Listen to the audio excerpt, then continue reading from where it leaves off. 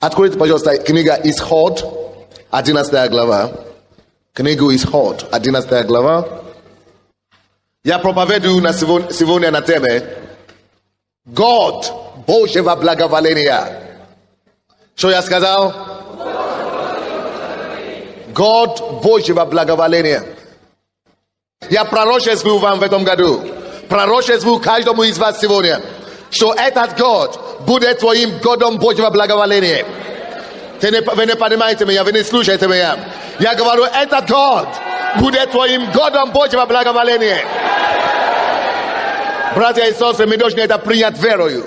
Потому что без веры никто не может угодить Богу. Но верою мы цепляемся за Бога. И мы говорим, как бы это ни было в обществе, какие бы ни были экономические показатели, какое бы ни было политическое положение в стране. Я верю тебе, Господу, что сказано обо мне, что этот год, это будет моим годом Божьего благоволения. Я не принимаю ничего иного. Я не принимаю поражение в этом году. Я не принимаю ущерба в этом году. Я не принимаю в этом году болезни. Я в этом году не принимаю банкротство. В этом году я не принимаю посрамление. В этом году именем Иисуса Христа я соглашаюсь с Богом моим, что это будет моим годом Божьего благоволения. Я говорю, это будет моим годом Божьего благоволения. Скажи это будет моим годом Божьего благоволения. Божья милость придет на меня. Божье благоволение придет на меня. Я увижу Божье чудо. Его рука будет защищать меня. Его милость будет сопровождать меня. Впереди и сзади. На работе, в семье, в служении, во всех моих начинаниях. В этом году, Господь, я доверяю тебе, что это будет моим годом Божьего благоволения. Дьявол, я не приму ничего от тебя в этом году. Я противостою тебе всем твоим нападкам, всем твоим намерениям. И я постанавливаю на свою жизнь, на свою голову благоволение Господне. Все двери откроются мне. Все двери откроются. Все двери откроются. Все двери откроются. Во имя Иисуса. Двери восхищению. Двери прорыву, двери размножению, двери праведности, двери победы. Это мой год. Это мой год Божьего благоволения. Если ты веришь в это, воздай Богу славу за него.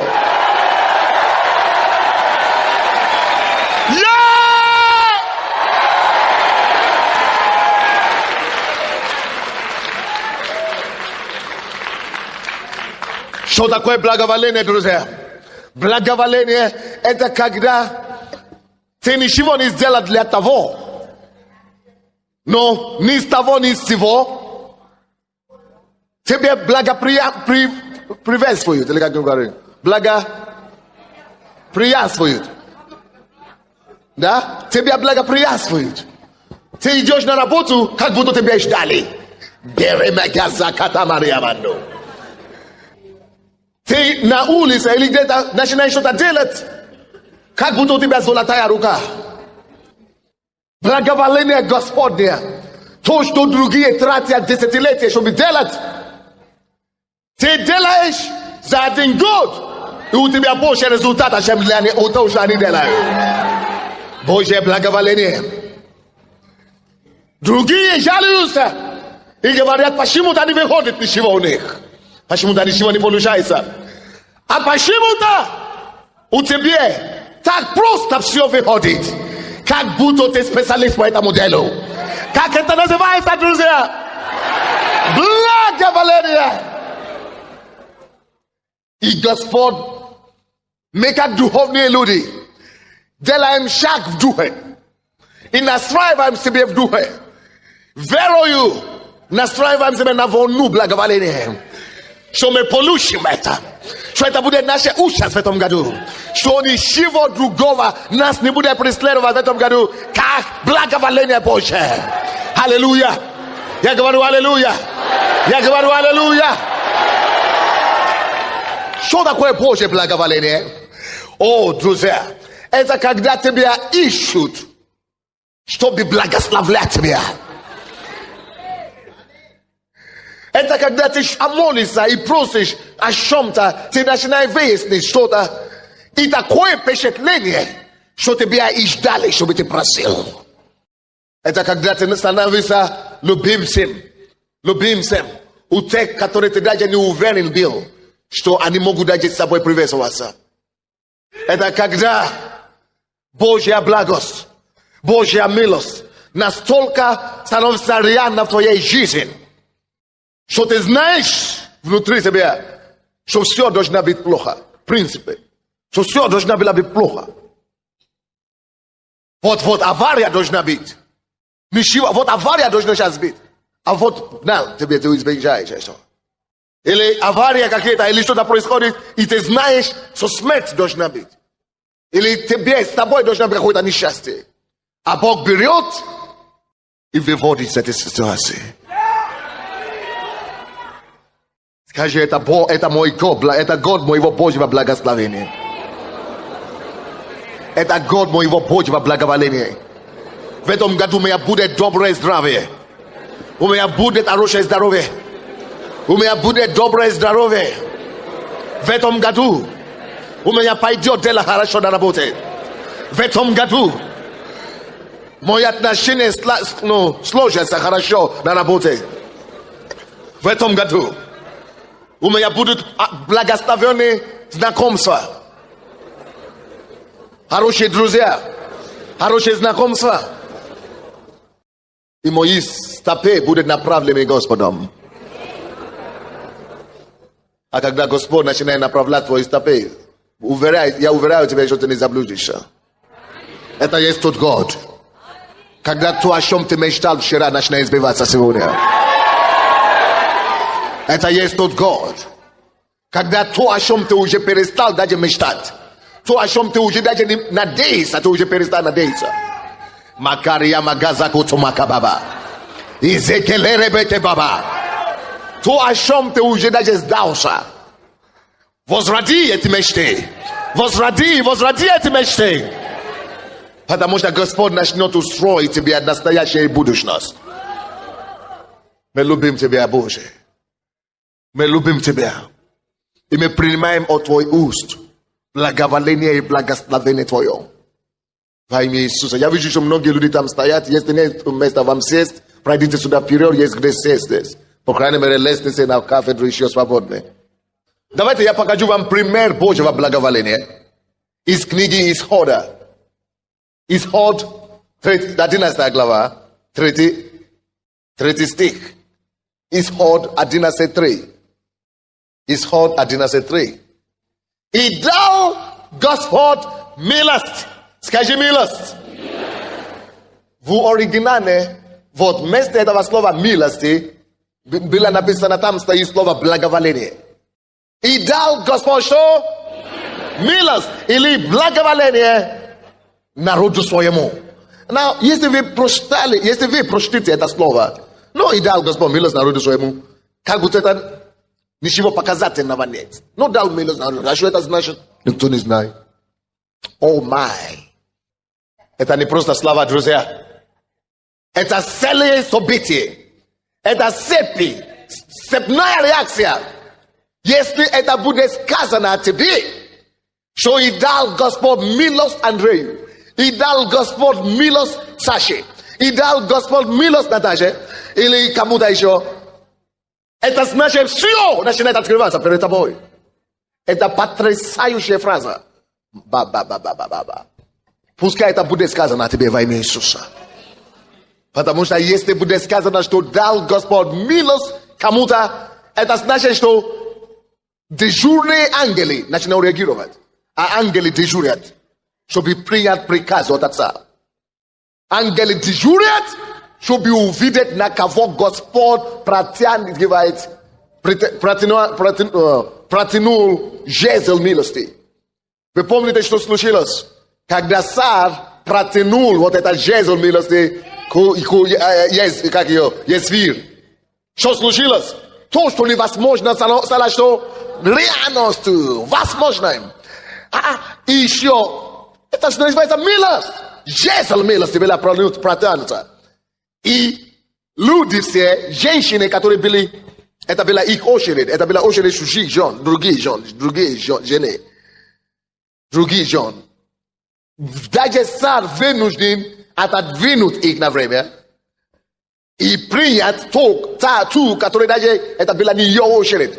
А вы знаете, порядок был в том, если ты придешь к царю, не в порядке своей очереди, тебя должны были вообще убить. Не то, что как-то, а убить полностью.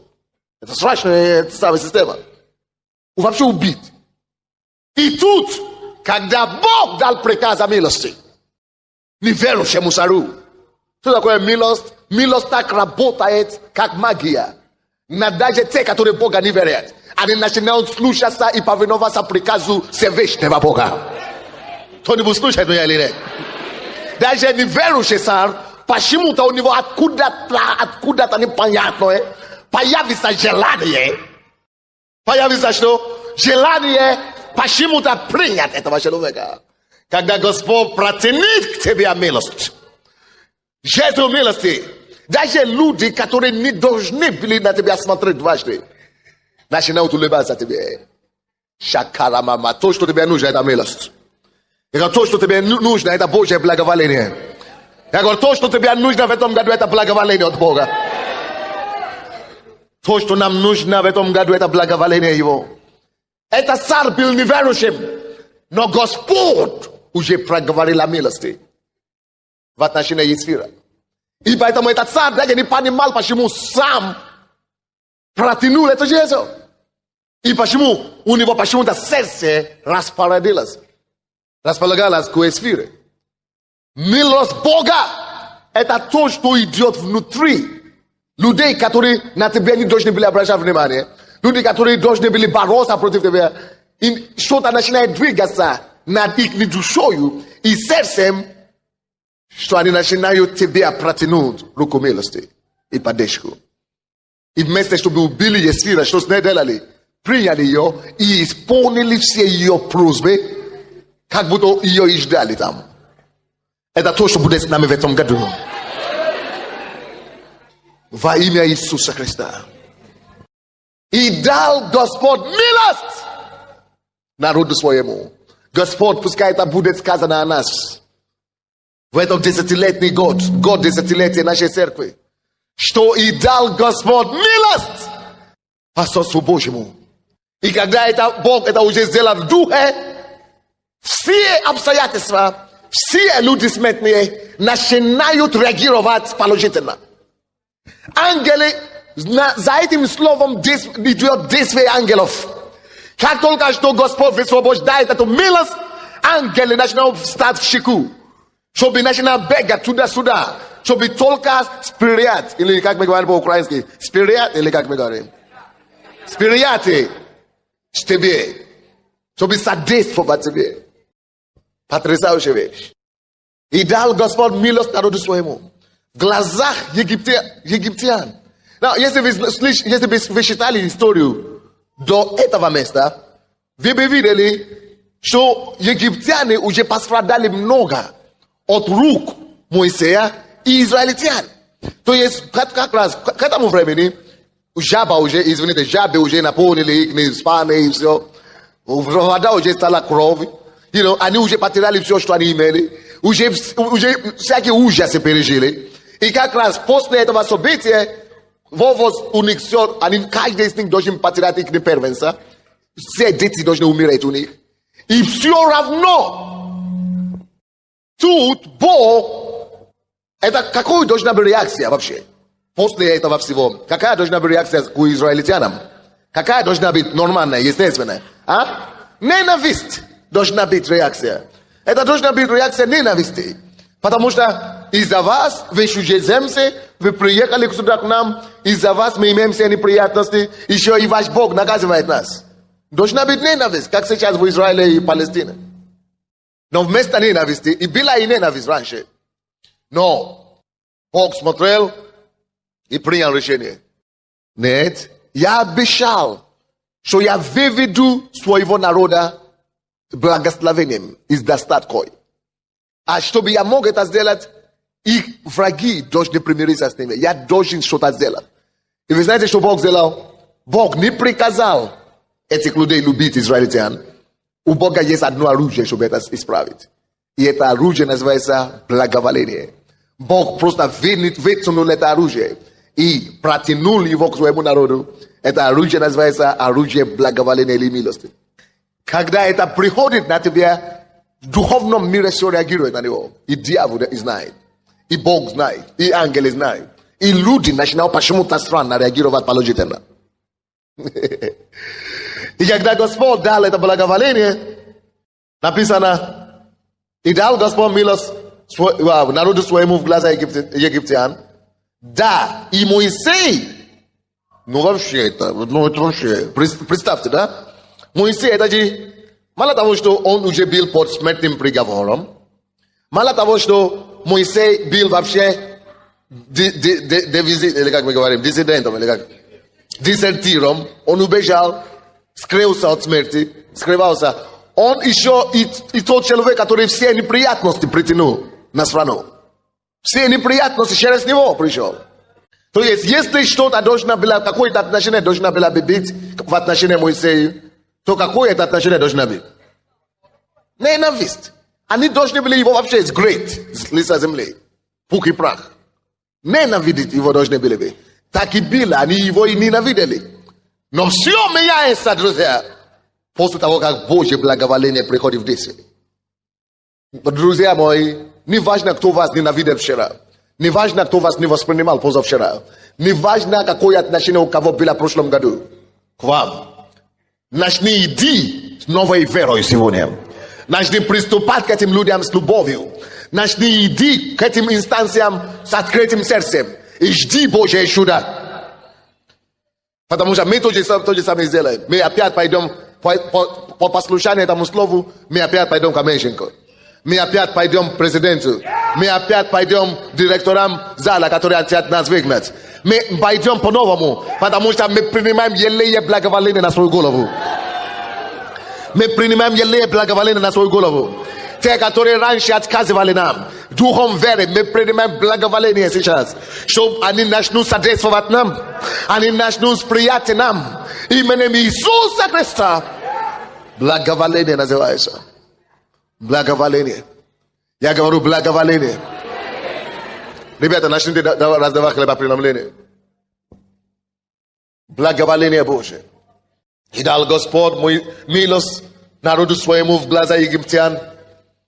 Да, и Моисей, даже Моисей, но это вообще мой голову не вкладывается. Если вы понимаете эту историю хорошо, если вы прочтете с 3 главы до 10 главы, и вы увидели бы, какой там творил, чудил, ужасы Моисей там от имени Господа. Он сначала убил египтянина. Вот за это вообще его должны были вообще распять. А потом он еще и предал фараона, уехал от него, и он объявлен был он розыске. И он еще принес неприятность каждую семью. У них нечего было кушать, нечего было пить из-за него. И Бог умудрился при этом сделать его любимцем у этого же народа. Это невозможно. Его зовут благоволение. То, что происходит, это благоволение. В глаза египтян, да, и Моисей был весьма велик. Это невозможно практически. Обычно после таких вещей рейтинг человека не поднимается. А рейтинг должен наоборот падать. Представьте себе, если бы президент Кучма сейчас сделал бы, чтобы зарплату все у нас уменьшилась 10 раз, чтобы цены поднялись по 200%, чтобы наша жизнь стала как в Афганистане, что нет воды, ни гаражи, ни холодные дома, чтобы все на улице идем в туалет, что нам надо Днепру ходить, чтобы ведром брать воду, чтобы, пить или стирать. Как вы думали об этом президенте? О, плохо, конечно. И я знаю, что вы, конечно, бы не проклинали, но народ бы уже давно проклинали. Не только проклинали бы, они бы вышли уже бы, не то что грузинский вариант, наверное, это уже был бы какой румынский вариант был бы. Конечно, это ужас. Но здесь вместо того, чтобы был такой ужас, что вы думаете? Мой Бог. Бог изменил все это к положительному. Бог изменил все это только по одной причине, по одному слову. И это слово называется благоволение. И это есть то слово, которое будет сопровождать тебя весь этот год. Весь этот год будет тебя сопровождать это слово. И Моисей был весьма велик в земле египетской. Ладно, если этот он был велик среди израильтян, это еще и понятно. Но посмотрите, что пишется дальше. В земле египетской он был велик, и в глазах рабов фараоновых, и в глазах народа. Вау. Велик, когда он должен быть низкий. Это результат Божьего благоволения. Велик в то время, когда его должны были убить, и смертный приговор был на его голову. Как это назвать? Божье благоволение. Никто его не мог тронуть, потому что над нем лежала печать Божья. Я исповедую, что печать Божья придет на тебя сегодня. Это будет печать благоволения. И кто бы не боролся против тебя, это благоволение сделает отличие.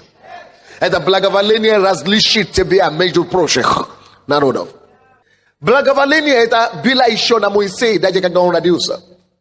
Поэтому дьявол, несмотря на то, что дьявол уже спланировал его убить прямо с рождения, написано, убивали все детей мальчиков. Вы помните, да?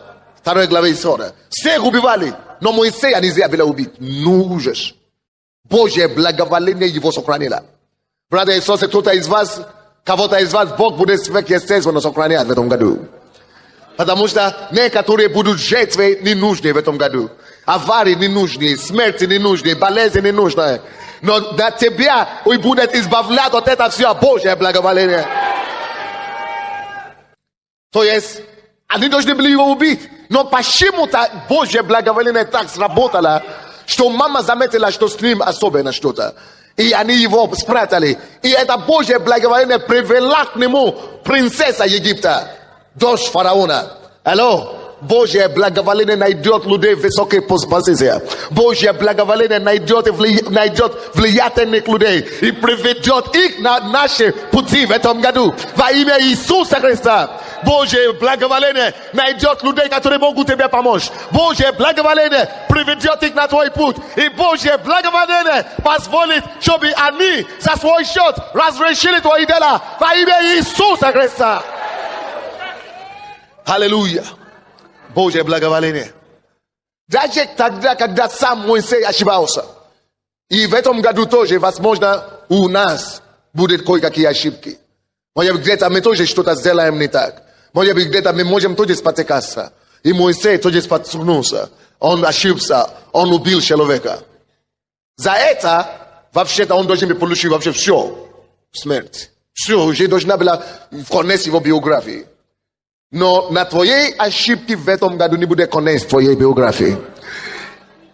Даже если ты что-то сделаешь не так, Божье благоволение придет и покроет. И Божье благоволение спасет тебя от преждевременной смерти в этом году. Божье благоволение избавит тебя от всех неприятностей, которые дьявол мог бы послать на твой путь. А потом, наконец-то, был приговор, смертный приговор на Моисея. Сам царь начал выступать против него. Слушайте сюда. Это вторая грань Божьей милости. Всякий человек, который благословлен Богом, если Божье благоволение идет на твою жизнь, обязательно будет противоречие. Противоречие в том, что с одной стороны ты будешь видеть, что все хорошо идет, и что ты чувствуешь руку Божью, а с другой стороны ты будешь чувствовать пресс, какие-то давления, где-то не будет получаться.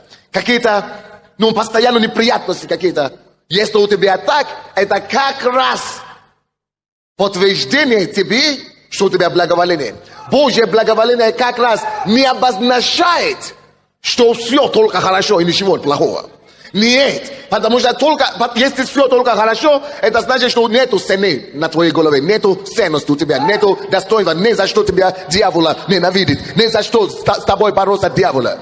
Но если благоволение и Божье избрали на твою голову, дьявол начинает с ума сходить. Если бы Иисус Христос был просто обыкновенным ребенком, Ирод бы не искал его убить. Если бы церковь, которая родилась в день Пятидесятницы, не была бы такая церковь, которая изменит весь мир, тогда, фарисеи бы не попытались его закрыть. Но потому что ты избран Богом, и потому что Божье благоволение на твою голову, дьявол и все его силы будут пытаться мешать. Они будут пытаться разрушить тебя. Но это милость и благоволение Божье, она тебя сохранит, она тебя выводит, она тебя сделает главой, а не хвостом. И она сделает тебе прорыв там, где даже враг пытается тебя посрамить. И это благоволение Божие накроет тебя стол среди тех врагов, которые хотели тебя убить. Кто-нибудь понимает меня сегодня, либо? Поэтому дьявол не успокоился в отношении с Моисеем. И он даже смертный приговор ставит от самого президента. А если президент против тебя в любой стране, тебе хана. Но тут не то-то и дело. Магирия лабагазата бекетебия. Жигебодоко баба. Тот, кто больше, чем президентом земли, был на его стороне. Я говорю, Божье благоволение это то, что тот, кто больше, чем любого имени, именуемого на земле, на твоей стороне.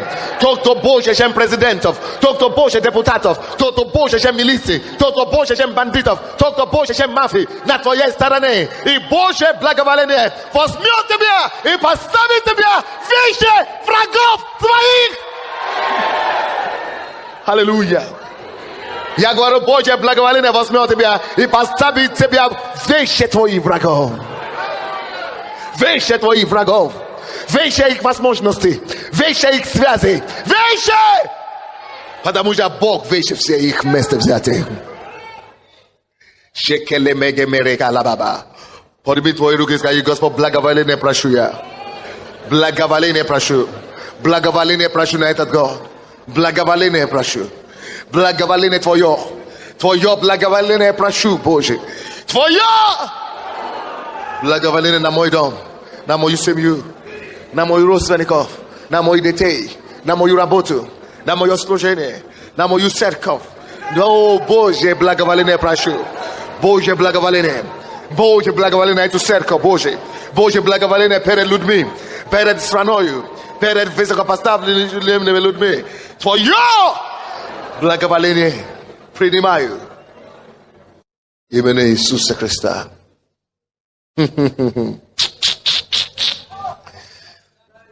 И когда вам будет тяжело в этом году, возьмите эту кассету и слушай. Когда будут какие-то непонятные обстоятельства, когда дьявол будет нападать, возьми эту кассету и слушай. Потому что вера будет рождаться. И эта вера будет уничтожать всякие угрозы сатаны на твой адрес. Божье благоволение всегда так работает. Когда Божья милость на тебе, дьявол начинает беспокоиться. Благодаря Божье благоволение, которое он дал Есфиру. Что вы думаете? Нашелся, как его зовут? Аман. Дьявол тут как тут. Если это происходит с тобой, ты знаешь, что Бог тебе открывает дорогу, а тут же есть те, которые начинают бороться. Значит, класс. Это подтверждение, что Божье благоволение на тебе. И всякие аманы мира сего, все планы и все ровы, которые они руют против тебя, сами будут похоронены в них. Посмотри на Давида. На Давида. На нем было Божье благоволение. Но тут как тут Саул. Он был президентом страны. И Давид, он еще никто не был. Но Божье благоволение уже было на месте. Даже если ты служанка сегодня, даже если ты уборщица сегодня, даже если ты официантка сегодня, не важно, кем ты являешься, и не важно, кто борется против тебя, и не важно, на каком месте они стоят. Если Божье благоволение на тебе, ты увидишь конец их, и ты будешь возвещенный на их место. Aleluia. Это то, что было с Давидом. Несмотря на то, кто боролся против него, несмотря на той силы, которые были приложены, чтобы его уничтожить, Божье благоволение все равно сделало свое дело. И Давид состоялся тем, кем он должен быть. Посмотри на Даниила. На нем было Божье благоволение, друзья. Но с одной стороны, Божье благоволение его возвысило и его поставило губернатором чужой страны. Но тут, как тут, враги заметили, что он молится. Других не связали и не бросали в львиный ров. Именно его схватили. Именно его бросали в львиный ров. Если бы мы ходим с вами по плоти, мы бы сказали, где же Бог? Нет. Но это и есть подтверждение, что Божье благоволение работает на твою жизнь. Если вы думаете, даже в самые тяжелые обстоятельства, даже тогда, когда это было уже тяжелее больше некуда, когда уже все, уже ров, уже все, уже вот голодные львы здесь, чтобы его разрушить и так далее. Тут, как тут, оказалось Божье благоволение опять. Через чего бы ты не прошел в этом году, какой бы ситуации бы ты не попал в этом году, знай, что ты не проиграешь эту ситуацию. Бог тебя выведет и поставит на эту ситуацию. Не сдавайся, не сдавайся, не сдавайся. На твоей стороне Божье благоволение. Аллилуйя, аллилуйя, аллилуйя. Я говорю аллилуйя. Я говорю аллилуйя. Тебе слава и хвала Господь. Даже Иисус. Евангелие от Луки 2:52 написано, что Божье благоволение было на нем. Но сколько у него было противостояние со стороны фарисеев и других. Даже это вело его до креста, до смерти крестом. Даже в той ситуации, когда уже показалось, что вроде бы уже ничего не поможет, человек уже умер.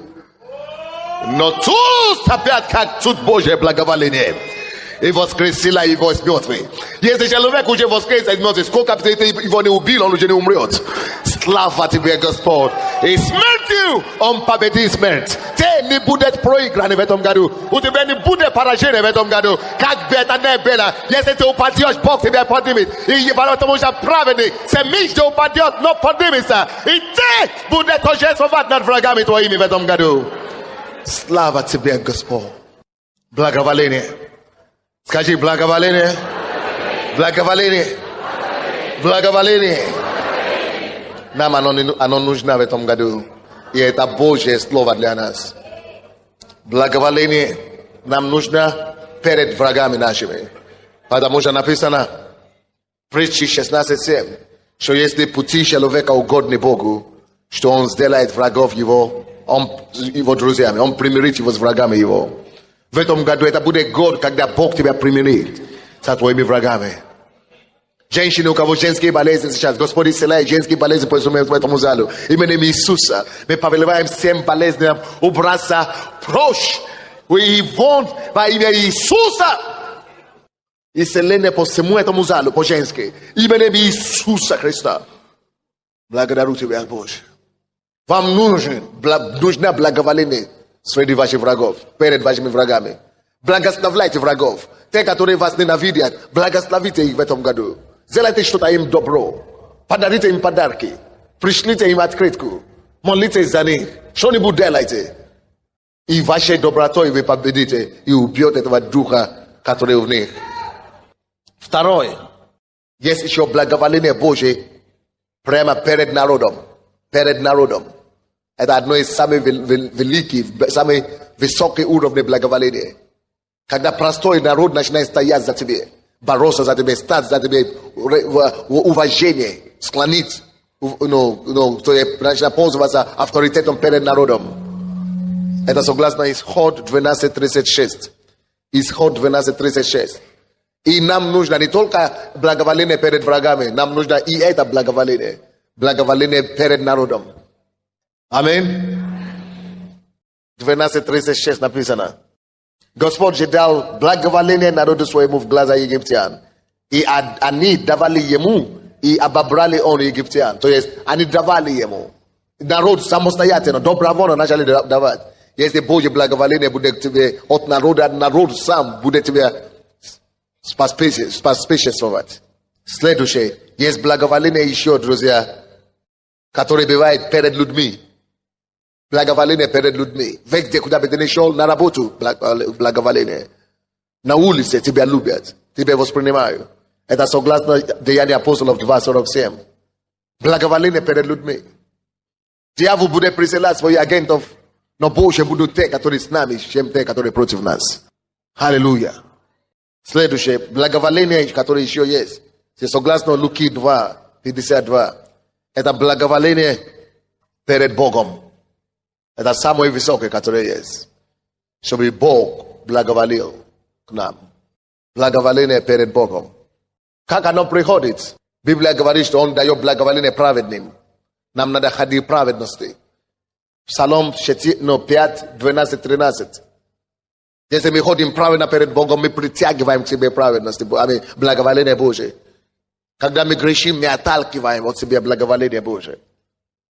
Те, которые работают для Царства Божия, которые ищут, написано, ищите прежде Царство Божие и правды Его, и тогда что? Все остальное. Почему все остальное? Потому что это называется благоволение. Все остальное приложится к вам. Это благоволение для тех, которые живут и ищут, работают, и ищут, чтобы Царство Божие двигалось вперед. Бог начинает посылать таким людям Его благоволение. Итак, в чем ты нуждаешься в этом году? Чтобы Божья милость была протянута к тебе. Я хочу, чтобы вы взяли свой конспект. И мы хотим заключить завет с Богом. Бог есть Бог завета. Бог исполняет завет. Мы слышали только чуть-чуть сегодня, немного свидетельств, когда люди заключали завет в прошлом году. Мама заключила завет за свою дочку, которая была дебильная, которая имела синдром Дауна, и она стала талантом. Все. Она начала рисовать, что она выиграла первое место на Украине. Теперь послали ее работу в Америке. Ее сейчас хотят дать им место жительства в Америке, чтобы там жили и работали. Это человек, который имели Дауна синдром. Это невозможно. Теперь едет в Японию. Некоторые из вас даже за пределом России никуда еще не поехали. А на Украине даже. А тут человек уже в Японию едет. С синдромом Дауном. И выигрывает конкурс среди здоровых, которые никаких синдром не имели. Чудо Божие.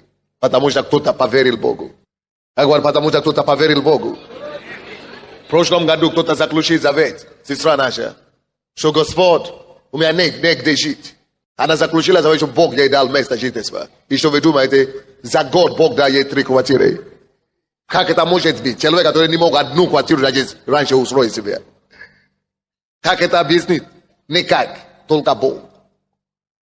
Молодой человек, который вообще был цыганом, решил, что он не будет прощальничать.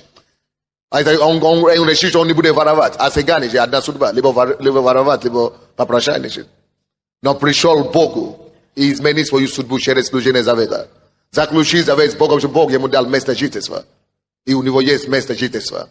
Он говорит, Бог, дай мне жену. Это была его старая просьба. И за год Бог дай ему жену. Даже цыгану Бог все это решил. В твоей жизни тоже Бог все решит. Я говорю, Бог все решит. Но все они говорили, что мы дали Богу слово, и мы исполняли свое слово. Человек, который забитый, полный ноль уже стал. Он говорит, я сам был дьяволом. 12 лет наркоманом, наркотики. Уже все пропил, проколол. Уже жена, страшная жизнь с ним в одном доме. Жена бежит, и я сам даже смотрел на него 2 года назад, я думал, все. Это уже ходящий трупом был. Теперь не только освободился от наркотики, освободился от трудолюбия, от гордости освободился. Освободился, и не только от этого, человек начал молиться и поститься, искать Бога. За 2 года он стал лидером группы 12. В этой церкви, там где здоровье даже не могут набрать. И Бог поднимает его еще дальше. Они готовятся с женой ехать в Америку миссионером. А ты еще сидишь здесь. Сколько ты будешь сидеть? До смерти. Прими решение, что в этом году твоя жизнь должна на 180 градусов измениться к лучшему. Ты не призван быть членом церкви только. Ты не призван быть просто прихожанином. Ты не призван просто кому-то греть стул тут. Ты призван состояться как личность. Ты призван сделать историю. Ты призван изменить мир вокруг себя. Ты не просто призван быть te которые просто сопровождающие их по жизни. Нет, ты призван сам оставить отпечатки истории твоей генерации, твоего поколения. Что мешает тебе стать тем, как Бог хочет, чтобы ты стал? Что мешает? Что мешает? Что мешает? Подумайте и пишите 1, 2 или 3 пункта, что вы хотите, чтобы Бог дал вам. Что такое завет? Это когда мы входим в завет, всегда имеет двух сторон. С моей стороны я обещаю делать то для тебя, Господь, а ты, пожалуйста, сделай то для меня. Это понятно? Или нет? Пишите и молитесь. Молитвенное состояние. Подумайте об этом. Что мешает тебе? Поймите, ищите прежде царство. Пусть это будет самое большое твое желание, чтобы царство Божье через тебя. Если ты будешь просить только для себя, для плоти, для угождения плоти, или для гордости житейской, или для похоти глаза и похоти плоти, ты сам знаешь, что ничего не будет. Но если ты просишь, чтобы его имя еще больше прославилось, он сделает больше, чем ты спросишь. Давайте останемся благоговать перед Богом. Пока мы пишем, мы будем молиться и войти в согласие с Ним, заключение с Ним, завет с Ним.